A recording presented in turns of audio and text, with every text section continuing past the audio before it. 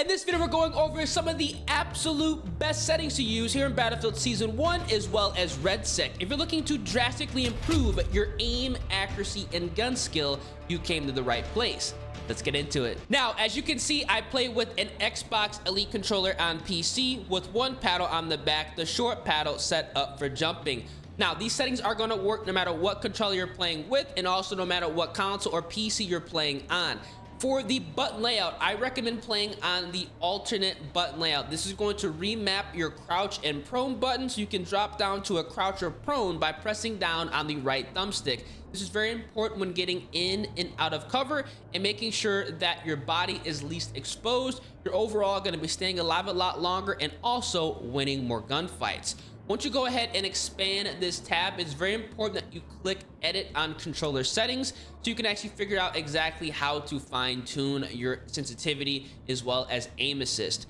Now, for infantry aim assist, I recommend playing within that 40 to 50 window. The reason you want to play it within this window is so you're going to be able to outgun players at longer ranges and not have a lot of play, but you're also going to be able to turn on other players and have full motion at close range. These settings that I'm about to go ahead and break down are going to be perfect if you have a mixture of aggressive play and also passive play. I have you covered. Now, for the field of view, I recommend playing within that 100 to 120 FOV range. This is going to not only give you a bigger picture, but you also are going to have less visual recoil, making guns a lot easier to use at longer ranges. This is going to be super important here in Battlefield 6 Season 1 as well as RedSec. Definitely make this change. You're going to see a drastic improvement to your gameplay. Vertical aim ratio is at 56. Vertical zoom ratio is at 80, and uniform infantry aiming is turned off just to make things a little bit easier when winning gunfights at those medium to longer ranges, which is super important here in multiplayer as well as RedSec. Now, infantry aim assist is set at 100.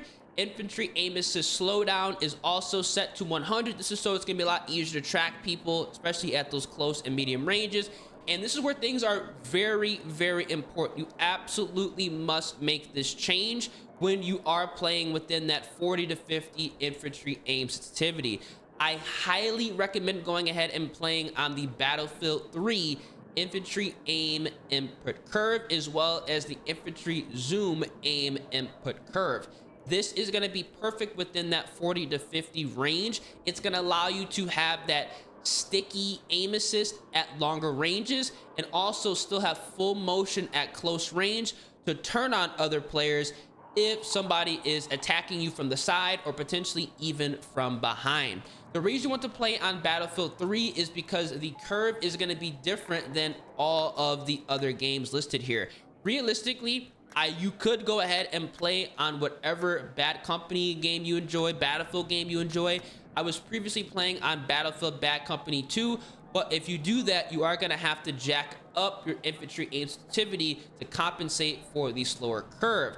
Now, with Battlefield 3, you're going to be able to essentially run a lower sensitivity, but also have more movement. And that's going to be a massive W because you're going to be able to be more aggressive, but at the same time, be more accurate. And that's exactly what you want to have happen here in Battlefield 6 Season 1 as well as RedSec. So make sure you guys make this change. You're going to see a drastic improvement to your aim accuracy and gun skill at longer ranges. If you are struggling with tracking players at long range, if you're struggling with winning gunfights, even at close range, check this out. It made a world of difference for me. Now, everything else here is going to be the same. What you also want to go ahead and do is you want to go all the way down here because we have to go ahead and adjust the zoom aim sensitivity. I recommend going ahead and bumping this down from 100 to 80, all the way from 1.0 all the way down to 4.5x. This is so it's going to be easier to track players at those medium ranges, longer ranges when you are running a low zoom optic. Now, if you are running a high zoom optic, whether it's, an ACOG scope that's high zoom or some type of sniper rifle, you want to adjust your 5x to 10x up from 100 to 110. This is going to allow you to track players a lot easier with a high zoom optic. Make sure you guys make these changes, especially if you are planning on playing the Battle Royale. Everything else here is going to be the same. I've not made any other adjustments. You can go ahead and make sure yours are lined up with mine. Gyro is going to be disabled because I do not have a gyro controller, and these are going to be what settings I run for the controller. Ground vehicles, I've not made any changes under this tab because I don't personally play in vehicles too much. I'm more of an infantry player, you know, using the gun, running and gunning. That's exactly why I go ahead and do that.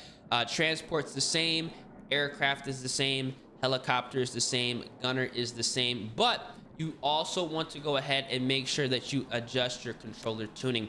Under the controller tuning, you can go ahead and turn off vibration. I recommend going ahead and shutting off vibration, especially if you do not want to have any type of controller play, stick play, anything that could potentially throw off your aim and accuracy at longer ranges. I don't like that. I've been playing with vibration since Call of Duty World at War, and I have not gone back since. So this is going to honestly be a personal preference setting, but it might make a serious improvement going ahead and shutting it off. Here are my dead zone settings. Dead zone settings are going to be based on your controller health. So you can copy these down for what they are, but they might not be the best dead zone settings for your own controller. If you're wondering if your controller has stick drift, the fastest way to do that is to go into the firing range and legitimately put your controller down on your desk or your table.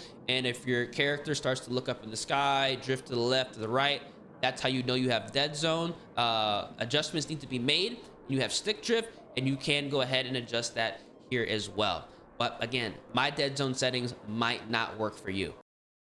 Now, under the graphics tab, there are some settings you absolutely must change to take your gameplay to the next level.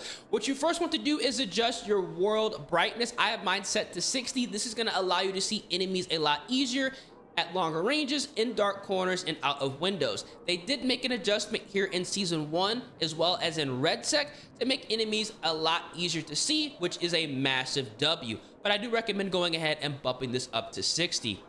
UI brightness is at 50, sharpness is at 50, and under advanced, I have made settings adjustments based on my personal computer. As you can see, a lot of settings are turned off, but again, those PC settings are going to be solely dependent on your personal computer and how strong or how weak it is. As you can see here, we already adjusted field of view, but you absolutely must turn off weapon motion blur as well as world motion blur. If you don't shut these off, you're going to have a very annoying haze on your screen, and it's going to be almost impossible to see enemies at longer ranges, out of windows, as well as in dark corners. And if you are moving fast, it's going to be very blurry and annoying. Shut this off. This is a setting you absolutely must turn off. Once you go ahead and turn this off, you're going to see a drastic, I guarantee it, a drastic improvement to your gameplay, because you can actually see what's going on. I don't even know why this is part of the game. I know why. It's to have that more real world feel, but you can't see anything. So I recommend going ahead and turning all this off. Now, you want to also shut off these settings as well. They are not necessary, and these, again, are going to be settings based on my computer. And finally, for the audio settings, they don't call me ears for nothing. There are some settings here you absolutely must adjust. Master volume is at 100, sound effects volume's at 100. I have the music turned down to 30. It sounds nice, sounds cool, but at the same time, it can go ahead and drown out the in-game experience. That's exactly why I have this turned down. You can tell that the music is not as loud when I'm recording this video because I have it set to 30. Now, everything else here is going to be the same. Hint indicator is going to be turned on. Sound system, if you have a headset, I have Astro A40TRs that I bought years ago, back when Call of Duty Infinite Warfare was the main COD title. They're amazing. Headphones is going to be great, allowing you to hear footsteps as well as gunfire. Footsteps are ridiculously loud when you have the headphone sound system enabled. I highly recommend going ahead and running this. You're gonna be able to hear people coming from halfway across the map. It's unbelievable.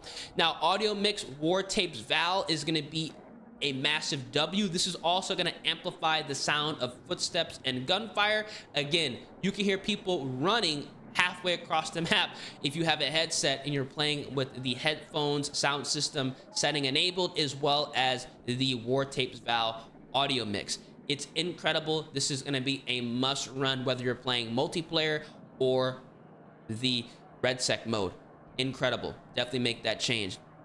Everything else here is going to be the same. I do have push to talk enabled, obviously, because I make content. I'm not going to go ahead and annoy the lobby, you know, making videos. Just to show some respect, that's exactly why I have push to talk turned on. Everything else here is going to be the same. I've not made any other adjustments under the audio tab.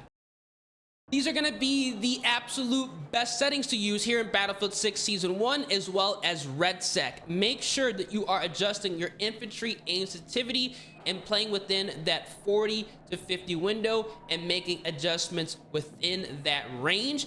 Also, make sure you're playing on that 100 to 120 FOV to minimize as much visual recoil as possible. And I highly recommend playing on the Battlefield 3 infantry aim input curve, as well as the Battlefield 3 infantry zoom aim input curve.